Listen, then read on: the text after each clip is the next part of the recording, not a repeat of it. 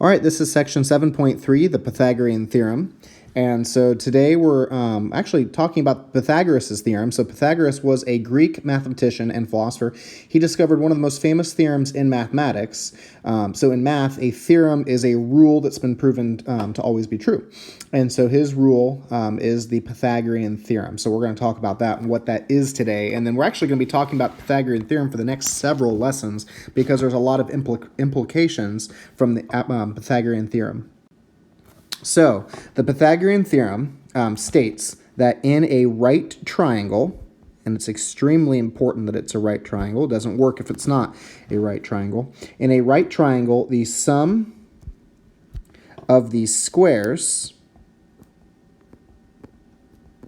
of the lengths of the legs is equal to the square of the length of the hypotenuse. So we're not talking about literally a square, although actually it can be. We're actually talking about the exponent 2, right? You're raising it to the second power. So this probably describes a little bit better here. The equation is a squared plus b squared equals c squared. So in a right triangle, the two legs are the sides that form the right angle. So if you find your right angle, the two sides that make up the right angle are called legs. And then the side that is always across from the right angle or diagonal from it, or whatever you want to say, is the hypotenuse. The hypotenuse is the longest side in a right triangle. It's always the longest side. So in a triangle, the longest side is always across from the largest angle. And since it's a right triangle, the 90-degree angle has to be the largest side. So the hypotenuse has to be called C. The other two legs you can call A and B, and it really doesn't matter what order you put them in because you're just going to add them. So the Pythagorean theorem, in a right triangle, the sum of the squares of the length of the legs is equal to the square of the length of the hypotenuse, or a less wordy, more algebraic formula is A squared plus B squared equals C squared. One of the most famous theorems and useful theorems in all of math. So I mentioned that all proofs have to be proven to be true, and when you take geometry in high school, you'll actually focus on writing proofs for specific theorems. There's a lot of different proofs for the Pythagorean theorem. The Pythagorean theorem literally says, again, a squared plus b squared equals c squared. So if you draw this out, you can see that, of course, when you square a number, you're finding the area of a square with that side length. So what we're looking at here is that the square made on side A plus the square made on side B, if you add the two areas of those squares together, you'll find the square on side C. Now, we're not so much focusing on the squares as we just want to know what C is. And that's why we've been spending so much time working on square roots in this chapter, because we're going to have to square root to find out what the side length of C is, or if we want to find the side length of A or B. So this first video that we're going to watch talks about a couple different proofs of the Pythagorean theorem, and then we'll look at a few more here in a second.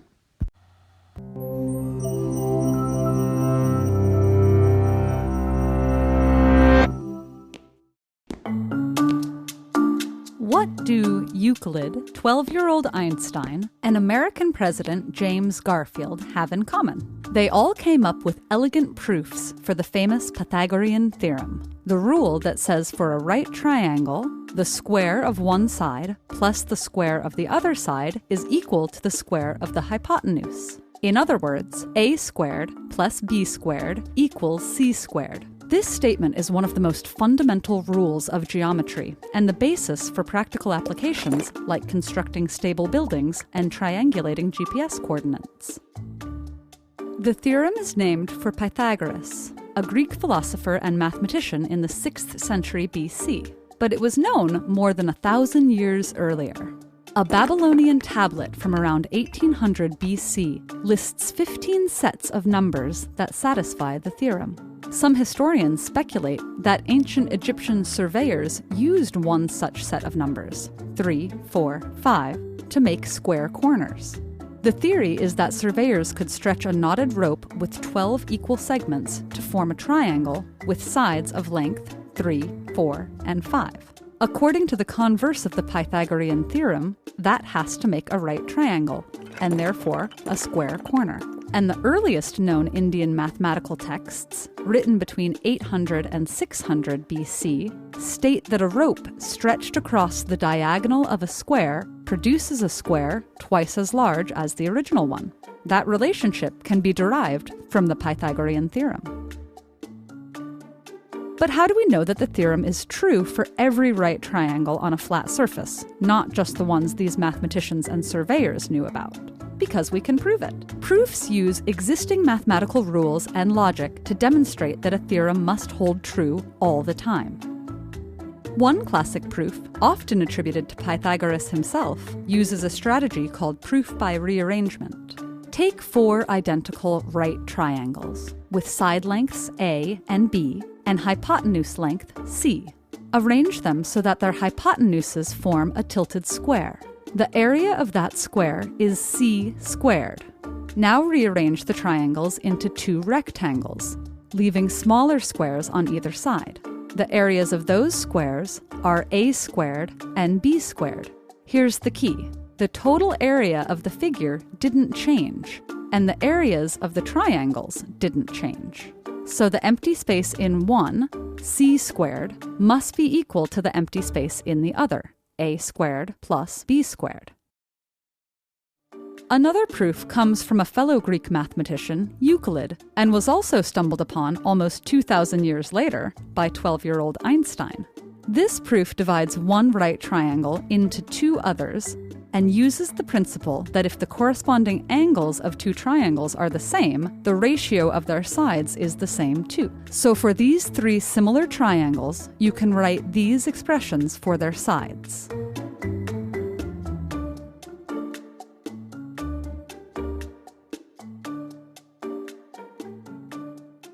Next, rearrange the terms.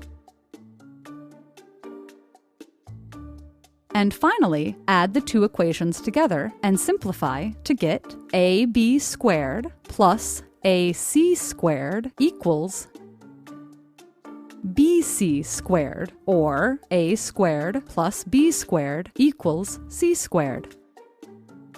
Here's one that uses tessellation, a repeating geometric pattern, for a more visual proof.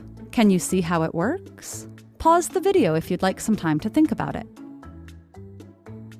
Here's the answer. The dark gray square is A squared, and the light gray one is B squared. The one outlined in blue is C squared. Each blue outlined square contains the pieces of exactly 1 dark and 1 light gray square, proving the Pythagorean theorem again.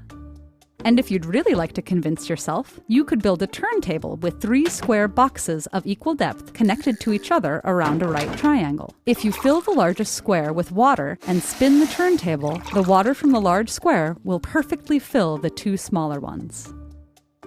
The Pythagorean theorem has more than 350 proofs, and counting, ranging from brilliant to obscure. Can you add your own to the mix?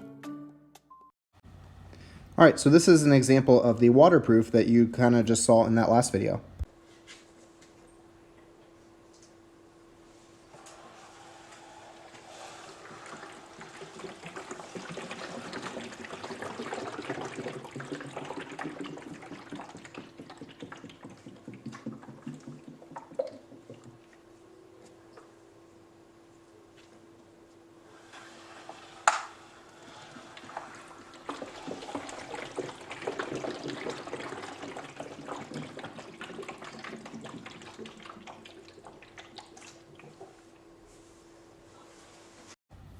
So you could see how the water that was in the square on the hypotenuse fills perfectly the 2 tanks that make up the legs of that right triangle. So as we see, A squared plus B squared equals C squared means the area of square A and the area of square B equals the area of square C.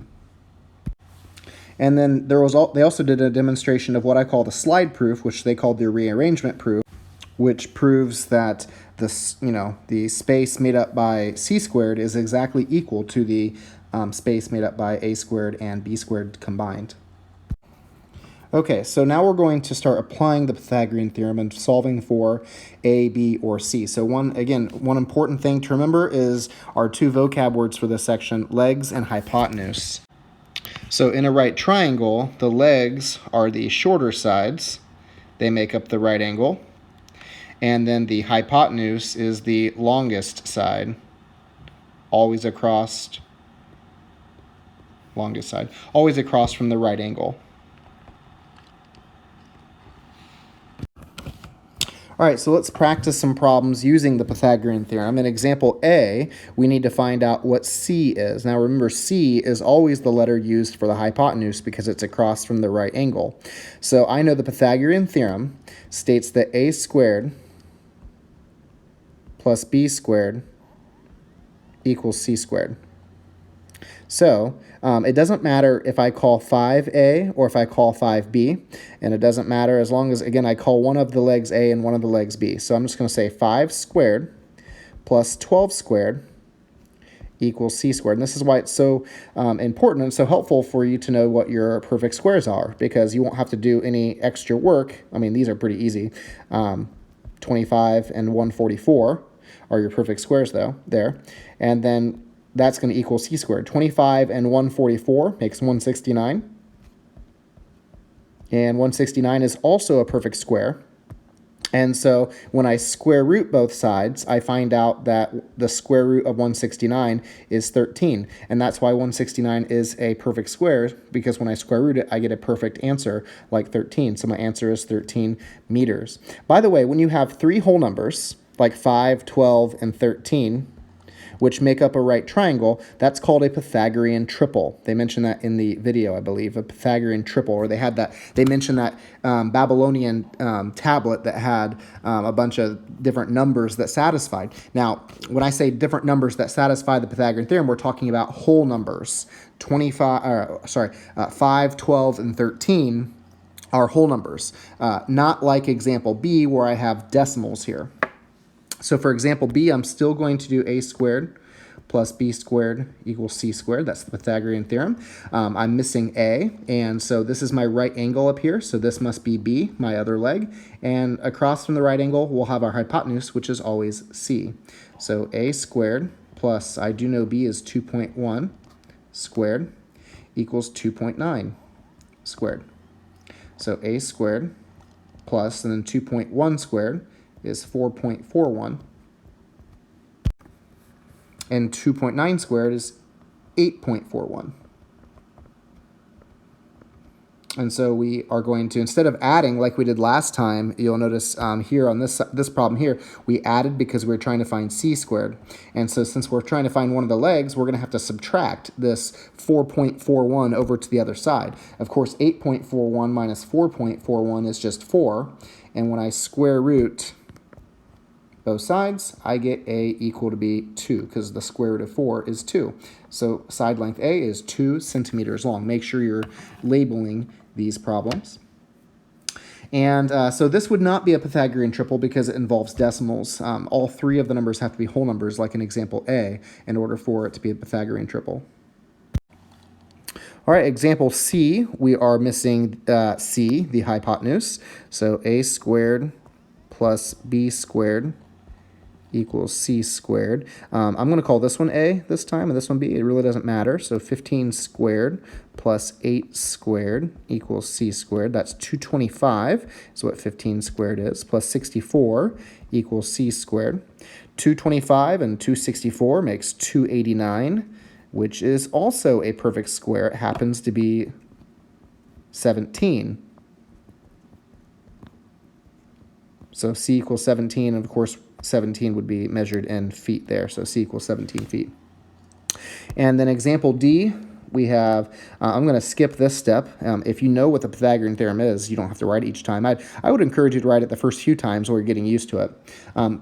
We're missing side B, which is one of the legs. So this is the other leg over here because it makes up the right triangle, or makes up the right angle. So that's A. And then always across from the right angle, we have C, always across from the right angle. So sometimes it's the diagonal side. Sometimes, depending on how they draw it, C doesn't have to be the diagonal side. C could be the straight side, I guess, or the flat side, but it's always across from the right angle. So A squared, or 16 squared, plus B squared equals C squared. 16 squared is 256. Plus b squared equals 34 squared, which is 1,156. And then I'm going to subtract the 256 over, and that gives me b squared equals 900. And then I'm going to square root 900, which is a perfect square. Happens to be 30 squared. 30 times 30 is 900. So, oops, 30. So b equals 30, and that would be yards. And that's how you use the Pythagorean theorem to find a missing side length. We can do way more with the Pythagorean theorem, and we'll talk about that in our later sections. But for right now, this is what we'll focus on.